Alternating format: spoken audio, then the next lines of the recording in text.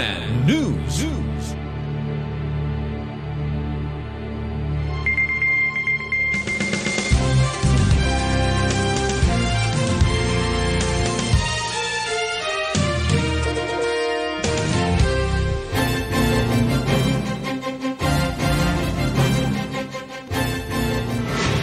CNN Live Nationwide.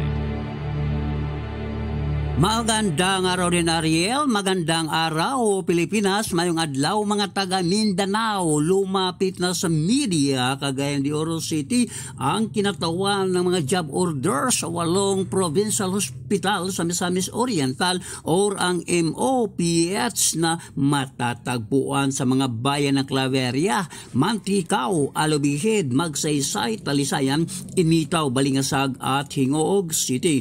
Simula pa sa buwan ng Hulyo hanggang sa buwan ng Nobyembre ay wala pa silang natatanggap na sahod, partikular yaong mga job orders ng mga nurses at yaong mga nasa general services kabilang ang dietary at ang mga utilities. Baon na di umano sila sa utang, mabuti na lamang daw kung bolto o lahatang sweldo ang ibibigay sa kanila para naman masaya ang kanilang kapaskuhan. Sinubukan na nilang lumapit sa Kapitulyong Provincial pero ang sagot ay hindi pa di umano nalagdaan ang budget.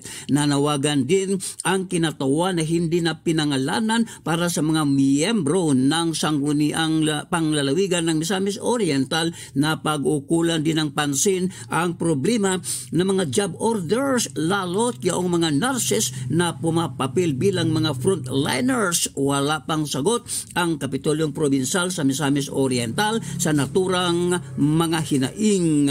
Welly Ramos, si Robing Reporter ng Mindanao Radio, Kalikasan ng City Base, nagulat ng live para sa CMN Pilipinas.